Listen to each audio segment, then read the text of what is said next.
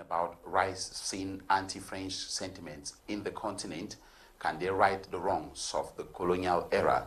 And of course, as you know, yesterday we had some protests in Ouagadougou, capital of Burkina Faso, where police fired tear gas on Friday to disperse angry protesters who attempted to storm the French embassy in the capital, Ouagadougou. The protesters were demanding the expulsion of the French ambassador, rallied at the municipal stadium in the morning before heading towards the French embassy, where they were dispersed by police tear gas, according to the local daily newspaper of Burkina Faso. The protesters later reportedly headed towards Onse, where a military base is located. Video footage showed the protesters riding on motorcycles, blowing whistles and vuvuzelas, shouting slogans such as "Down with France."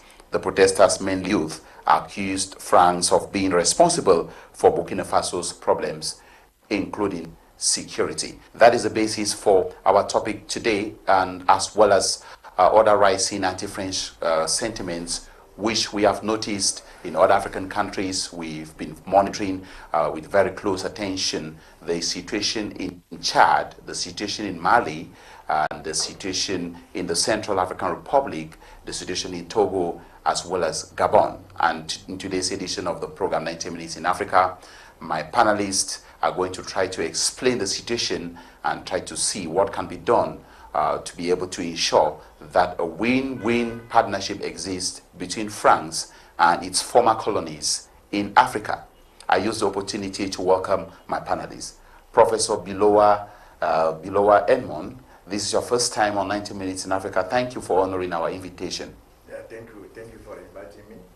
I wish to extend my greetings to those who are watching us and to my fellow panelists here on the set. Thank you. And of course, we have Njine Elvis Baneh. I think this should be your third time to the program 90 Minutes in Africa. Thank you for welcoming us, sir. It's a pleasure being here, Elvis. Thank you for the invitation. It's true that it's been a very long time since I last took part on the program. But maybe use this opportunity on your Pan-Africanist platform to extend my special greetings to Mr. Njang Tabe, who happens to be the national president of the Popular Action Party, as well as the SG of that party, Lena Fabrice, who was last week arrested in Douala for just trying to do his work as a Republican, as a citizen. You know, it has to do still with some sort of intimidations that we continuously get from a country like this one, where people are not permitted to express their views. So I think with that, I extend my greetings to all viewers of my media, as well as to my co-panelists in the studio. Thank you. I use the opportunity to welcome Ful Godfred. He is a researcher and a political analyst. Welcome, Ful Godfred. Thank you, Mr. Elvis. I'm very grateful to be here this evening. It's my first time to attend this program, and I think we will be up to the task, at least to clarify Cameroonians with certain things that concern our old colonials. And I have to greet the professor here, who is one of my mentors, and the other panelists with which we are going to debate together. Thank you. Meanwhile, I can call on our producer right now to try to show some of those images in Burkina Faso so that I comment on them before I get into the question session. So this is what some of the protesters in Ouagadougou were saying. For a long time, we have said that we no longer want France in our country. It is France that is responsible for our misfortunes. We have protested before, but they are still there. But today is the last day. That is what one of the protesters told the Faso newspaper, just to indicate to you that last month, anti-French protesters waving Russian flags demonstrated in the capital after the January coup, which deposed elected President Marc Christian Kabore. Angry soldiers led by Captain Ibrahim Traoré last month ousted Lieutenant Colonel Paul Henry Sandoago Damiba in the second coup d'etat in 8 months. And according to the Dulu agency website, it concerns only a portion of the news stories that have been happening in Burkina Faso. That was courtesy of Anadolu website. So I'm going to start with you, Professor Biloa. I want to understand, why have we been noticing an increase in anti-French sentiments in Africa of recent? Well, I think that it is the global context that is in favor of those events. You see that the world is no longer a unipolar world. Okay, so now we have several powers. You have the US, you have Russia, you have China, and then you have the medium-sized powers. Okay, so now it is no longer possible to have the kind of relationship that French-speaking African countries used to have with France. All right. You remember that after those many of these countries got their independence, they had some agreements with France to the effect that France was owning almost all of their wealth. Okay, but now it is no longer possible. Some of these countries have renegotiated the relationship with France, and now the world community is open to them, and therefore they go to the countries that are more likely to solve their problems. Okay? You remember what a president from Central Africa said one day in Germany, that Cameroon is not the property of one country, right?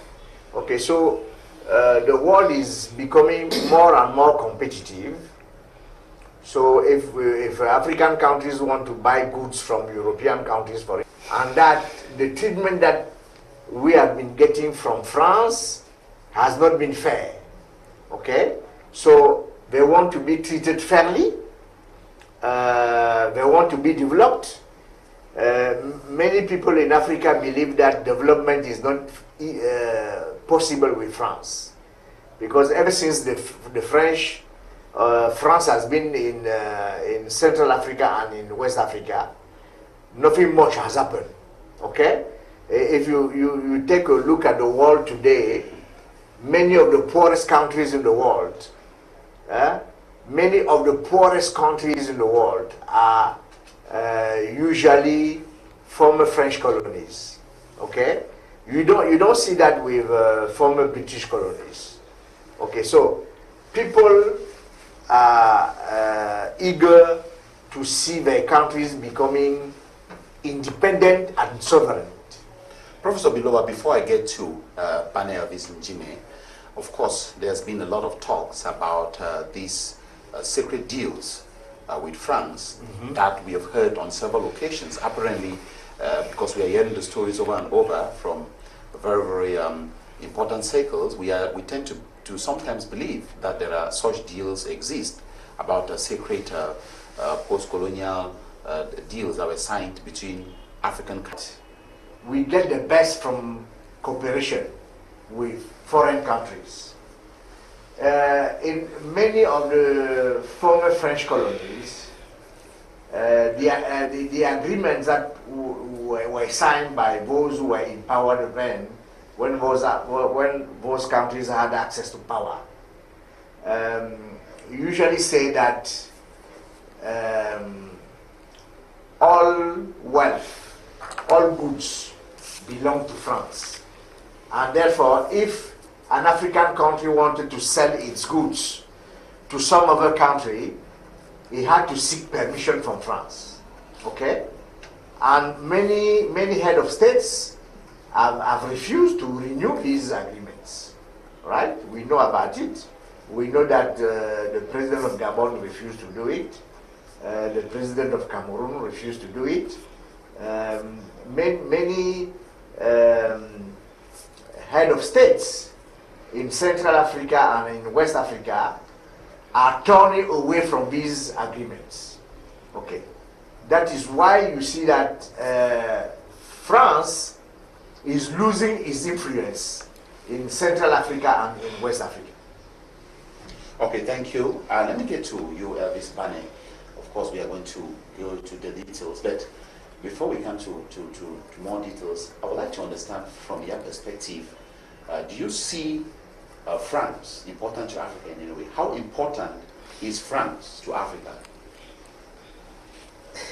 Well, Elvis, if I were to answer that question, to develop one of our own African languages and use them, languages with which we identify ourselves, we would have gone beyond the level where we are today. On the contrary, the French we are talking of has come today to contribute in letting us into the limbo in which we find ourselves. Because what about maybe the African players that are called up to play for the French national? Of course, they are not African. They are players of African descent who play for the French national team. Are they important to us in any way? So how would they be important to us if they are Africans, if they are Cameroonians, but today they have picked up other nationalities and they play and the glory goes to France? So how is that beneficial to Cameroon? Maybe do we receive income from them no, in one way or the other? Well, I understand your questions as a journalist, Mr. Boh Elvis, but I must tell you that honestly speaking, we cannot want to think that France is helping Africa in whatever way, because they come and they select the best of brains that we have, the best of talents that we have, to take them back to go develop France and not Africa. Okay, let me put it this way. Why don't they get these African talented footballers, train them, and send them back to us so that they can come play soccer in Cameroon, or for instance, now that we are going for the Nations Cup, for the World Cup, we should have had such players coming back to play for Cameroon and not playing for France, because like I say, when they play for France, the glory is is French and not African, it's not Cameroonian. So from that perspective, I say France is not aiding Africa in any way. And of course, you understand why many African countries today are beginning to constantly stand up against French presence in Africa. And when we talk about France particularly, like I earlier mentioned, it's not like they were the lone colonial master we had in Africa, but just that their policies particularly were so selfish. And like you just mentioned about secret accords. You see, the fact that the accords were already first of all made secret, you understand that there were certain things that were shady about these accords, reasons why they could not make them open and public for people to know. It is true what the professor says, that by that time many of our African populations were still maybe undereducated and so maybe didn't understand certain things. But at least there were some few intellectuals at that time that totally stood against French presence in Africa. And if I come back to the case of Cameroon, we know of people of the UPC, for instance, who were totally against the French policies and were fighting for what? Total unification of the Cameroons. So such deals could not have been made public to people like them, because they were certainly never going to be in support of these deals. Unfortunately, the people who went in for such deals at that time with France, remember that most of them, I always like to say that some of them were never Africans. Africans in the sense that they might have had or they may have the same color that we have, you and I, but then there are people who schooled back there in France, came back with the French mentality and were brought back to Africa by the French and imposed. They were just French stooges put in place to serve the interests of France and not the African interests. So in reality, even those with whom France assigned those deals, they were not Africans per se. They were just coming back to play a certain role that comforted France to continue its role. So even the so-called independence we are talking about, I still want to think that Africans never actually got total independence, because when you talk about independence from a, I hate to use the word master, but that's how it was. When you talk about independence from a colonial master, at least we would have expected to have our financial independence, political independence, cultural independence. But in all these areas, you realize that France is so much present in all these domains that they still teleguide and command everything that happens in these areas. And that's why today we thank God that at least, especially in West Africa, many more people are beginning to gain awareness as to all these shady deals that took place between France and maybe our forebears, and they are beginning to stand up firm to let France know that their presence has been overdue in Africa. We have not benefited anything from it, and there is we have come to a time when France needs to understand that they need to back off, because like you just asked the question, we may try other persons, like the professor was saying, there are other countries, there are other partners with whom we may get better deals, but not necessarily France. France in reality, let me say, someone said somewhere that somebody was a curse and he has been called up to answer questions. But let me tell you that France is a curse to Africa. Of course, let me get to Ful Godfred now. Of course, Baneh Elvis says that France is a curse to Africa. I want to get from your perspective. He raised something about he believes that African leaders who study in France and come back to be leaders in their country sometimes will tend to defend the interests of France. Do you agree with that? You know, I think I will not be so far from what Professor have said and what he has said. I will try to take us back to the history. And when I'm taking back us back to the history, I don't want to tell the history, but just to talk about how Africa was shared. Africa was shared by the colonial masters like a cake. And any of the country, that's any of the colonial country that had his part of the cake, claimed the ownership. And claiming the ownership, they did not come into Africa like come and deal win-win relationship. It was one side becoming more and more intelligent, and we are having more and more engineers. They discovered that they were exploited and nothing was given back. And from that reason, they developed that sentiment to think that if today they are at the level where they are, it is certainly because of their colonial master, and France is one of them. And for that reason, I said maybe I will blame the French citizen, because they could have understood that as time goes, those people are becoming more and more intelligent, and the relationship they were having were to be renegotiated. And by the fact that they can compare the way they interact with other countries and see the benefit they may gain from those other countries, that is where they said no. By this time, I think everything should stop, because we have to at least see into our relationship. And when we look at the bilan, we discover that we lose more things. Meanwhile, in the other sense, things will be exploited and nothing to gain from what was exploited. Okay, let me get to Professor Biloa. Professor Biloa, I would like to understand, how developed will France be in the absence of Africa? Oh no, I mean, you remember what the former French president Nicolas Sarkozy said. He said that if African countries, French-speaking African countries, were to leave the franc community, right? If they were no longer in the franc zone, France will lose its ranking among the superpowers. Okay, it is an indication that Nicolas Sarkozy is recognizing that thanks to African countries, thanks to French-speaking African countries, France is able to maintain an honorable ranking among the world powers. Okay, so because it is very obvious that France were taking many goods from many products from Africa almost free of charge, and at the same time France was running African economies, French-speaking African economies. Okay, most of the contracts were going to France. It's no longer the same today. It's no longer the same today, and you see that. For instance, it's being known in the world that France, before France used to be the main commercial partner of Cameroon. Now it is China. Okay? Now it is China.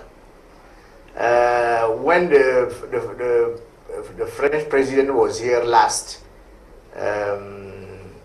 Emmanuel Macron, he recognized on public television that France is getting fewer and fewer contracts from Cameroon. And what is true of Cameroon is also true of many French-speaking African countries.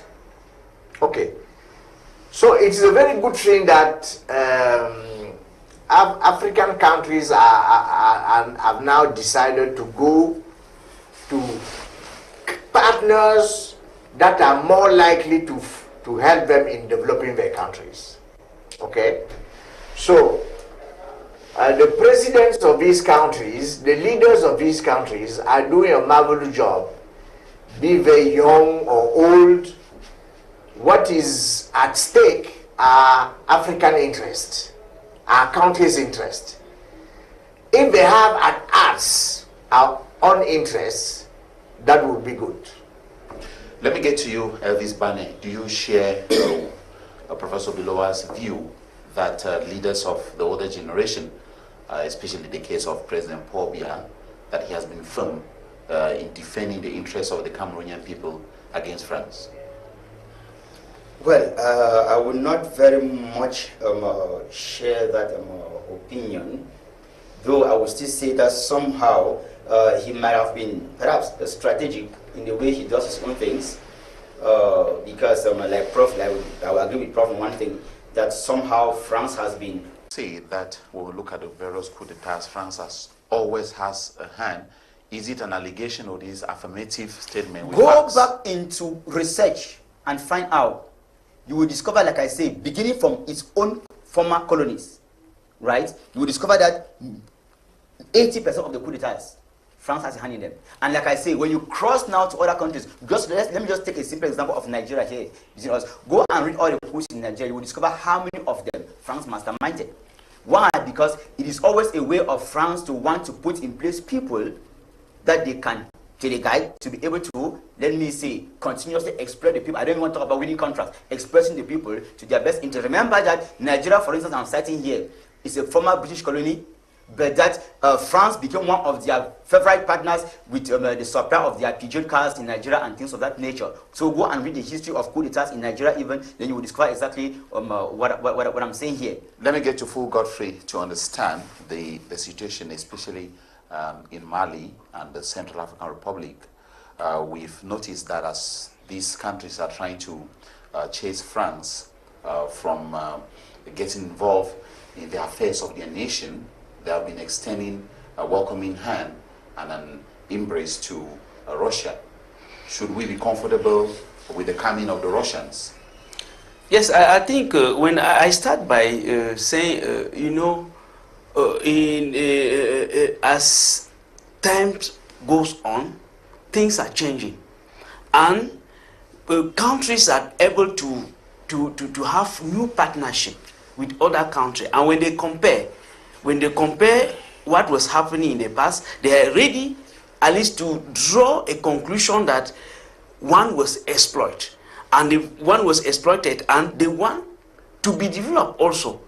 And from there you will see the sentiment that is coming up from Mali and the other countries who are really against the presence of France.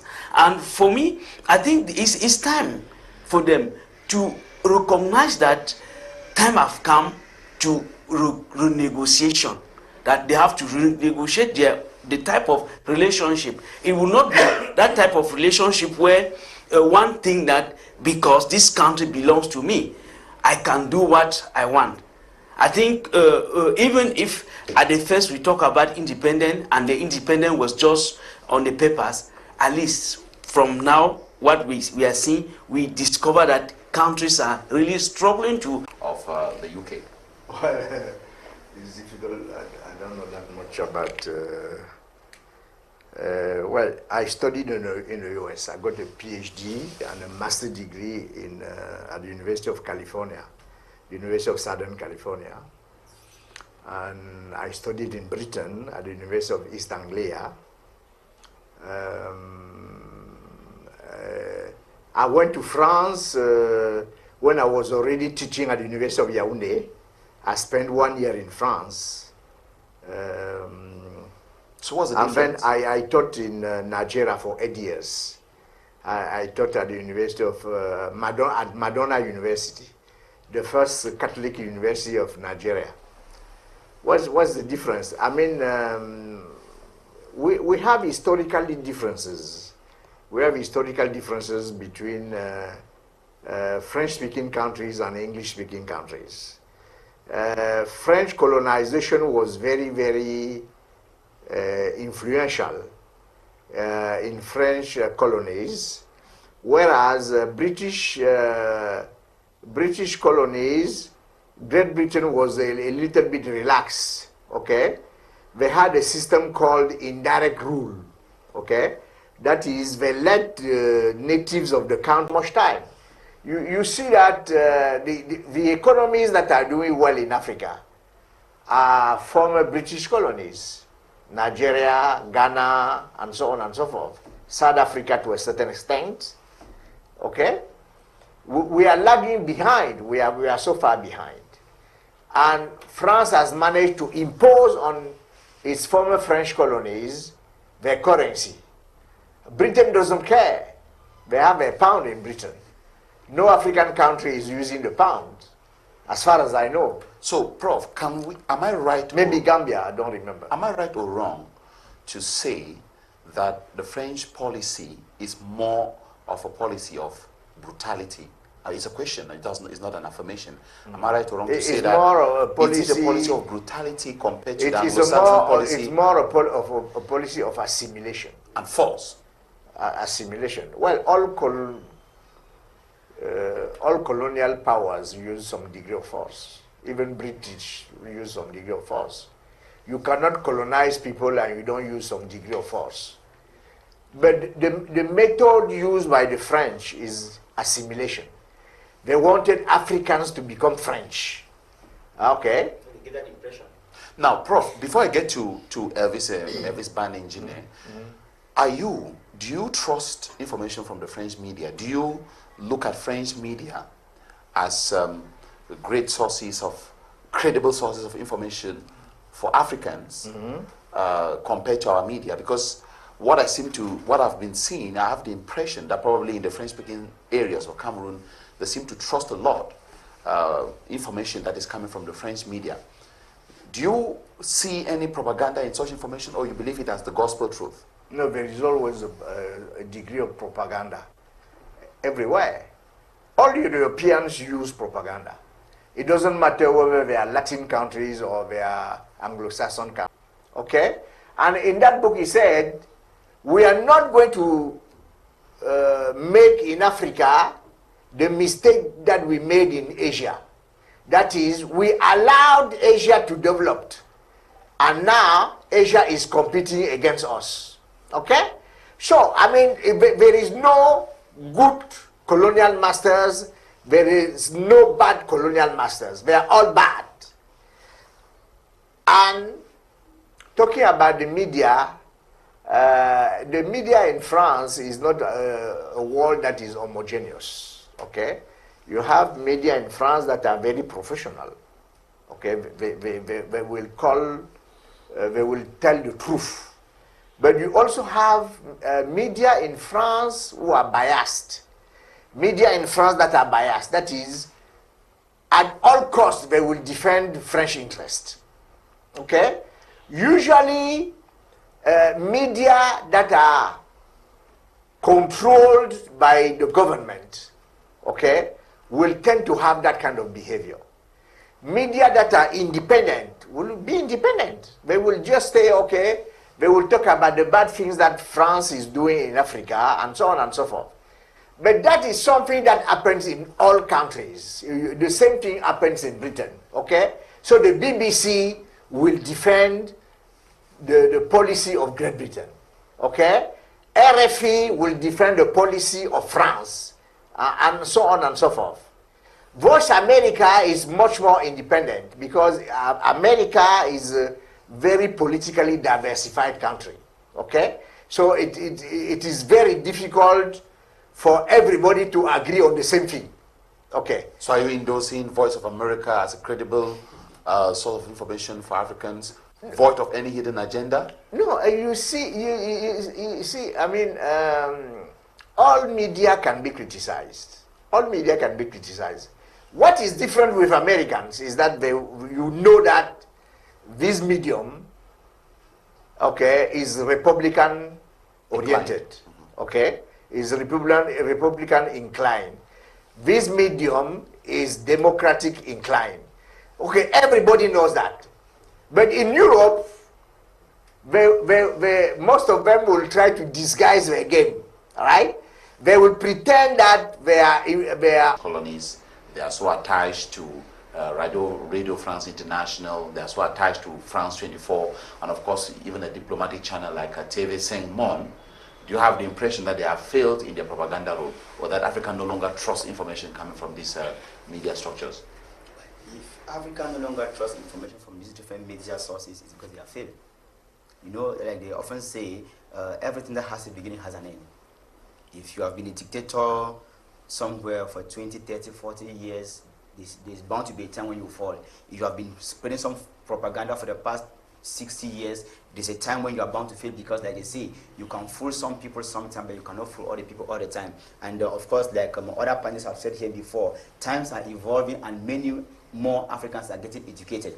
Many more people have access to other sources of information apart from just that. Remember, if we keep insisting on French Africa, you realize, like Professor was rightly saying, at one point they gave the impression that they could assimilate Africans and make them French national. That was the impression they gave, to make you think that you were one with them, when in reality it was a way of doing what? Of eating up your brain, so that you sit and you think that you are brothers with them, when they are actually using it as a strategy to deal with you. But as time goes on, Africans are becoming more and more intelligent and getting information from other sources. People have more access to certain archives that were hither to this moment hidden, and so they can get information of some first-hand information that they never had in the yesteryear. So naturally, I would say, in terms of propaganda, they have failed.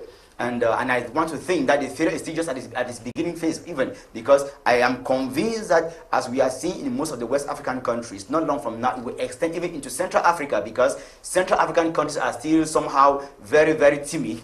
It's like in Central Africa, like I earlier mentioned here, France is still very much present. If you talk about, though is in Chad with there are manifestations, but France is still very much present in Chad, in Cameroon, in Njine, and other countries around, Gabon, Congo, other places. But I want to think that as the days and the years are going by, gradually France will lose its control over this place, because their media is no longer convincing. They can no longer convince Africa. And then secondly too, you should also take note that there are other African channels too, other media sources that are coming up too, that are more pan-African, like what we are doing here now too, through which Africans are now beginning to tend to.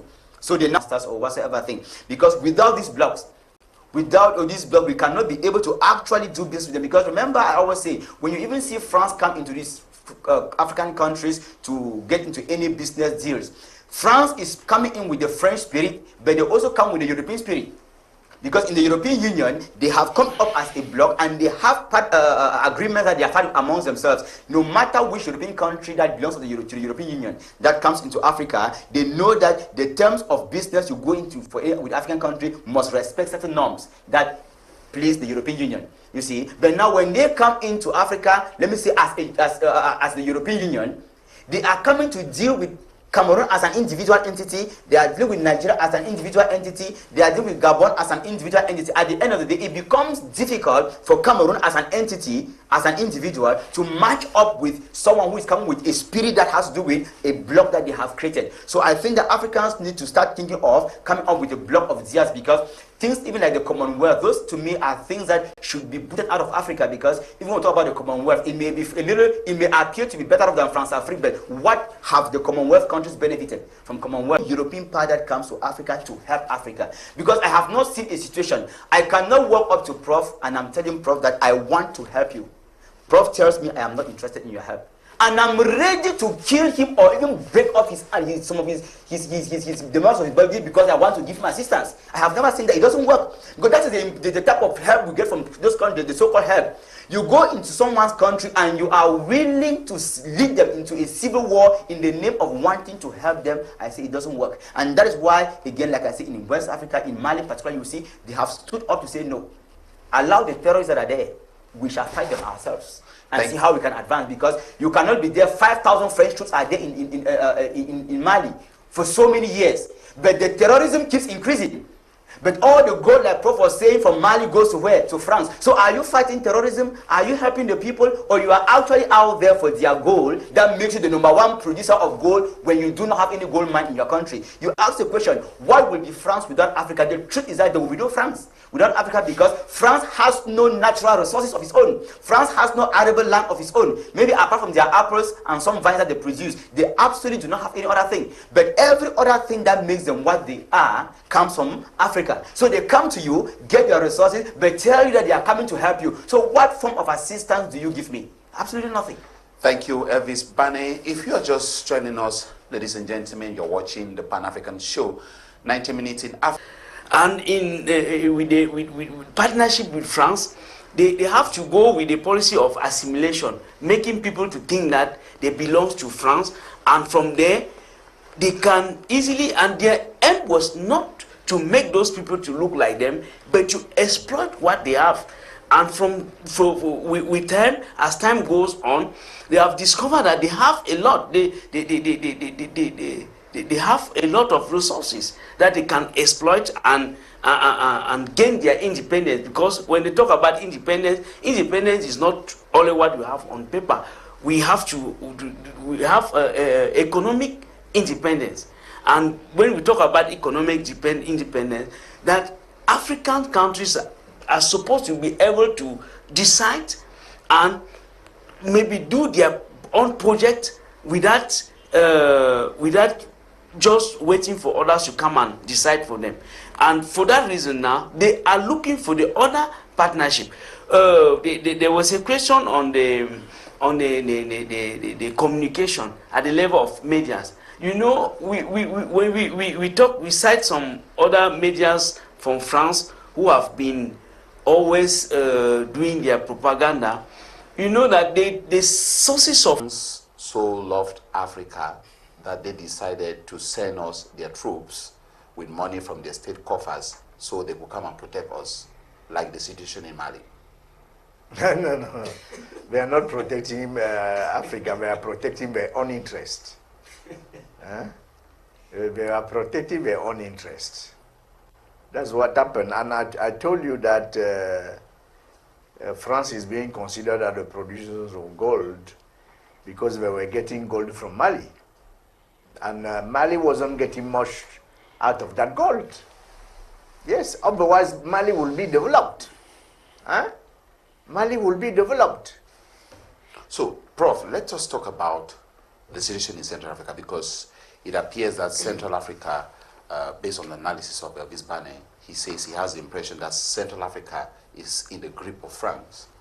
And shortly after French President Emmanuel Macron came to Cameroon, shortly after the visit, a new ambassador was appointed to French ambassador to Cameroon, Thierry Marchand, yes, who happens to be a former military general. Should leaders in the Central African sub-region be scared that there is something being cooked in the pipeline because a military general has been appointed as an ambassador to Cameroon? It's okay, but we need to be very, very cautious too. We need to take other measures at our own level, because those people are capable of having other intelligence information that we may not have access to. You see, and take note that France is gradually losing its control in West Africa, so they need to hold tight to Central Africa, and as of now, they are still very much present here, and they will not want to totally lose control all over all of Africa. So I want to think that if you, in my own perspective, I think we need to be very, very careful with the presence of that particular ambassador. Unfortunately, as of now, we may not have any information that has filtered yet as to maybe some other hidden instruction he must have been given. But you and I know very well that no country sends an ambassador to a country, especially this European country sending their ambassadors to us, without first of all giving them some strict instructions that we may not actually have access to. So to me, we need to be very, very cautious. Let's talk about Cameroon, because of course President Paul Biya has been there for 40 years, and based on the analysis of supporters and sympathizers of the CPDM, President Paul Biya has been able, according to supporters and sympathizers of the CPDM, they argue that President Paul Biya has been able to stand firm to defend the interests of Cameroon against France. Now, do you have the impression, Ful Godfred, that probably that is maybe why President Paul Biya is hanging on, or if those that are in the opposition have the opportunity to lead, they can easily sell Cameroon interest to France compared to President Paul Biya? You know, governing a country depends on the personality of the person who is at the head. Go along with China, we can go along with Russia, we can go along, but the most important thing to gain behind is if what they can give can be on the side to help the Cameroonians. Elvis, Baneh, you want to react to, before I get to Professor Biloa, you want to react to his assertion that Cameroon has moved from darkness to light under President Paul Biya? I have two things to say here. So far, I've gotten my co-panelists to talk so much about diversified partnership, a win-win partnership. Cameroon, like other African countries, move towards other partners, other persons today, other countries in terms of to be able to get a win-win partnership. It's true, it's normal. But I wish to say that as Africans, we must be very careful too. Because the fact that today you see countries turning towards Russia, towards China, Turkey, and other countries, we need to be very careful too. Because if you take leaders like Assimi Goïta again and Traoré who are coming up as of now, we may somehow want to trust them for the type of partnership deals that they may go and sign with these other countries. But for the old octogenarians that have been there for many years, we fear what they may be going to sign, because discovering how versatile France is, they may just be turning towards another person to sign another 99-year partnership deal that we do not know, that may simply take us from one slave master to another new slave master. That's one thing we should be careful with, because we may just keep telling Africans that no, we are moving to other diversified partners for business deals and all. But the truth is that in reality, just like it happened with France in the 60s or in the late 50s before the so-called independence, we are not still concretely told the type of deals that are signed at the background with these new partners that we are to maintain back even within us here in Cameroon, where one man can sit in Yaoundé, he appoints every other person right into your own private house to tell you what you are supposed to do, and you should just work in that direction. So I want to think here that we need to be very, very careful. Truly, as Godfrey said, I agree, we should diversify our partners in business, but let the authorities that they also let us know the type of deals that they are signing. We should be capable at one point in time to say, yes, this deal is a good deal, we can go for it. This one is not a good deal. I think of recent people were criticizing in Cameroon a certain deal in the east, I don't know, east or south, on mining. But how do you explain that you go signing deals where, and what's the worst thing is that we have schools in Cameroon that have trained people that can also go in for mining. But we keep going out of the continent, and that is the greatest problem we have with Africa. Not only Cameroon this time around. Okay, we have people who have been trained in the continent, on the continent, but each time there is a contract, we still behave as though if those who are to take the contract do not come from Europe, then no other person can be able to go for it. We have schools that train engineers, civil engineers in the country. But come to think of it, how many Cameroonians actually do win contracts in this country to dig roads, for instance, for Cameroon? Thank you, Elvis. Before we run up, let me ask Professor Biloa. I want him to react to this during the visit of French President Emmanuel Macron to... Presidents will be candidates for the next presidential election. Why should they come to Cameroon and I want to know who is going to run for president the next time around in October 2025? It's none of their business, as much as it is not our business who is going to be the president of France. Of course, that shows that President Paul Biya is standing firm against interest of foreign nations to Cameroon. Yeah, I mean, Biya is an independent mind. And with the elections coming up in 2025, as you are saying, don't you still see a link between this kind of response and the presence of a military general, former military general, as ambassador in Cameroon, for instance? I mean, what could a military general as an ambassador do that somebody who is not a military ambassador will do? There is no difference. They are all French, and they are there to protect their interest. Okay? There are so many ambassadors who used to be military men or military women. There are so many. It just so happened that when you are no longer in the military, you are looking for a job, and if the president is your friend or if the president belongs to your party, he can appoint you as an ambassador. Okay. For looking from the French perspective, Cameroon is very important for France. Okay. So they don't just send anybody here as an ambassador to Cameroon. That's our last tour of the table. Let me get this question and then I do the last tour of the table and we close the show. Good afternoon to the crew. To be sincere, France is one of the most subtle evil country, suppressing and manipulating some African nations who allow them to. I believe if we desire for real to grow, then we must stand against their grip. To conclude, if this must be achieved, it must start with our leaders who accept to keep the connection. They must have strong passion for independence and fight for it. Melem from Limbe. So based on that, Ful Godfred, do you now think that it is time for Africans, especially the younger generation, to throw their weight behind people like the Assimi Goitas, based on what they're doing for Africa, and to be able to give them some sort of encouragement, a tap on their back for what they're doing for Africa?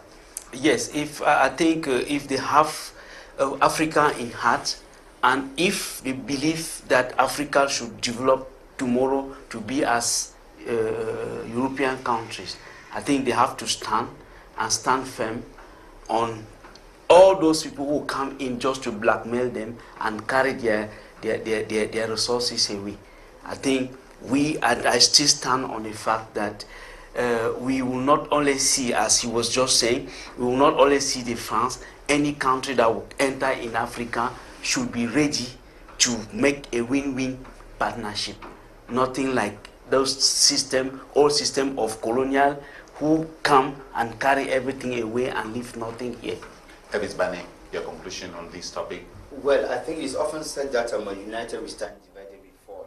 I think what is happening in West Africa, particularly to me, is a wind of change that is beginning to blow, I would say beginning to blow across Africa. And I think that the least we can do as African youth and Africans as a whole is to throw our weight behind these young leaders and any other. We are not yet independent. Financially, we are not independent. And even culturally, take note, even culturally, we are not independent. You asked a question about language here. I want to tell you, language is a key cultural factor that we don't play with. But when you study in another man's language, automatically you study his culture. You will understand too why Francophone colonies are the worst in terms of corruption.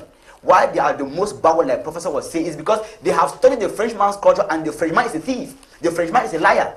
That is why in French colonies, things can only move the way they are going. After all, when you go even to the Anglo-Saxon system, you understand that when you study that language too, those are people who, so to an extent, are straightforward in the way they do their things. Are you saying that there are no thieves and liars in the Anglo-Saxon? No, I am not saying so. What I'm saying is that to some extent, you see, if you have to compare two things to be able to analyze and draw a conclusion, you will understand that the Frenchman in his politics is more of a manipulative type of a being than an Anglo-Saxon person who would prefer to be frank with you and tell you that this is red and this is green. Thank you, Elvis Baneh. Professor, your last word on this topic before we end the show.